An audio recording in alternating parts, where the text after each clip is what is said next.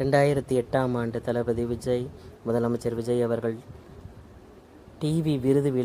Vijay TV விருது விழாவில் மக்களின் விருப்பமான சூப்பர் ஸ்டார் என்ற விருதுடன் தளபதி விஜய், முதலமைச்சர் விஜய் கௌரவிக்கப்பட்டார்.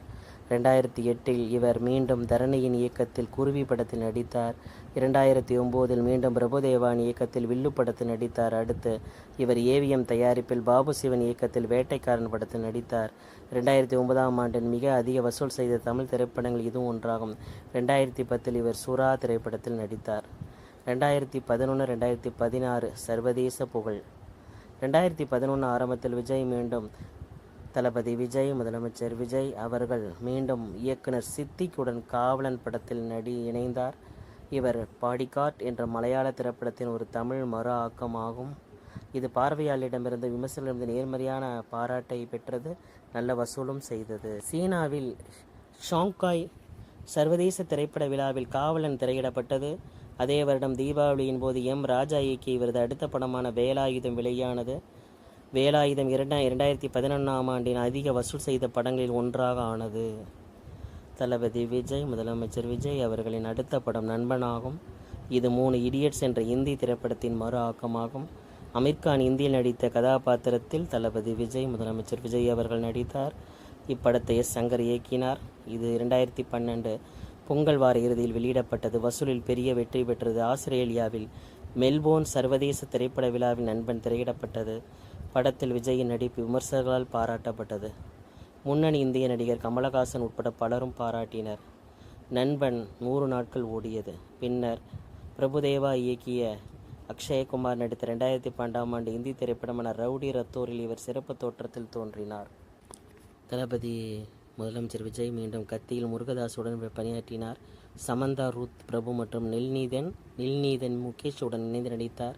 இவர் 2014ஆம் ஆண்டு தீபாவளி அன்று வெளியிடப்பட்டது. இந்த படம் நேர்மறையான விமர்சனங்களை பெற்றது. இது 2014ஆம் ஆண்டில் மிக அதிக வசூல் செய்த தமிழ் திரைப்படமாகும். 2015ஆம் ஆண்டில் புலி படம் வெளியிடப்பட்டது. சமந்தா, ரூத் பிரபு மற்றும் எமி சாக்ஸுடன் இணைந்து நடித்த அட்லி இயக்க தானுவால் தயாரிக்கப்பட்ட இவரின் அடுத்த படமான தெறி ஏப்ரல் 2016இல் வெளியிடப்பட்டது. நேர்மறையான விமர்சனங்களை பெற்றது. தெறி 2016ஆம் ஆண்டின் அதிக வசூல் செய்த படமானது. 172 கோடிக்கும் அதிகமாக வசூல் செய்த இவரது 2வது படமுமானது. 2017 தற்போது வரை இவரது அடுத்த படமான பைரவா பரதனால் இயக்கப்பட்டது. இதில் கீர்த்தி சுரேஷுடன் இணைந்து நடித்தார். இப்படம் ஜனவரி 2017இல் வெளியிடப்பட்டது. இவரது அடுத்த படமான பைரவா பரதனால் இயக்கப்பட்டது. இதில் கீர்த்தி சுரேஷுடன் இணைந்து நடித்தார். இப்படம் ஜனவரி 2017இல் வெளியிடப்பட்டது. இவரது அடுத்த படமான மெர்சல் அட்லியால் இயக்கப்பட்டது. சமந்தா, ரூத் பிரபு, காஜல் அகர்வால் மற்றும் நித்யா மேனன் ஆகியோருடன் இணைந்து நடித்தார். இப்படம் 2017ஆம் ஆண்டின் பிற்பாதியில் வெளியிடப்பட்டது. இவரின் திரை வாழ்க்கையில் மிக அதிக வசூல் செய்த படமாக மெர்சல் ஆனது. இவரது படங்களில் 250 கோடிக்கும் அதிகமான வசூல் செய்த முதல் படமானது. மெர்சல் திரைப்பட கதாபாத்திரத்திற்காக தளபதி விஜய், முதலமைச்சர் விஜய் அவர்கள் 2018இல் ஐக்கிய ராஜ்ய தேசிய திரைப்பட விருதுகளுக்கு பரிந்துரைக்கப்பட்டார். காவலனுக்கு 2011 பிறகு சீனாவில் வெளியிடப்பட்ட இவர் 2வது படம் மெர்சல் ஆகும். மெர்சல் தென்கொரியாவின் புச்சியான் சர்வதேச திரைப்பட விழாவில் திரையிடப்பட்டது. இவரது அடுத்த படமான சர்க்கார் AR முருகதாஸால் இயக்கப்பட்டது. இது ஒரு அரசியல் சார்ந்த படமாகும். இது 2018 தீபாவளிக்கு வெளியானது. இந்தி திரைப்படங்களில் ரவுடி ரத்தோர் 2012ஆம் படத்தில் சிந்தா சிந்தா பாடலில் தளபதி விஜய், முதலமைச்சர் விஜய் அவர்கள் தன் முதல் இந்தி பட கௌரவ தோற்றத்தில் தோன்றினார். இப்படத்தை பிரபுதேவா இயக்க அக்ஷய்குமார் நடித்திருந்தார். இவருடைய கௌரவ தோற்றம் இந்தி ரசிகர்களால் விரும்பி ரசிக்கப்பட்டது. இவர் மற்றும் ஷாருக்கான் ஆகியோர் உலக அளவில் திரைச்சந்தையில் 5 முறை மோதி உள்ளனர். அஜய் தேவ்கான் இந்தி படமான கோல்மால் எகெயினில் 2017 ஒரு சண்டை காட்சியில் தளபதி விஜய், முதலமைச்சர் விஜய் அவர்களுடன் ஒரு மரியாதையாக திரைப்பட சுவரொட்டியுடன் தளபதி விஜய், முதலமைச்சர் விஜய் பாடலான வரலாம் வா வரலாம் வரலாம் பைரவா பின்னணியில் இசைக்கப்படும். இவருடைய தமிழ் படங்களில் பெரும்பாலானவை இந்திக்கு கோல்ட்-மைனஸ் டெலிஃபிலிம்ஸ் மூலமாக டப்பிங் செய்யப்படுகின்றன. இப்படங்கள் சோனி மிக்ஸ் இந்திய தொலைக்காட்சி சேனலில் ஒளிபரப்பப்படுகிறது.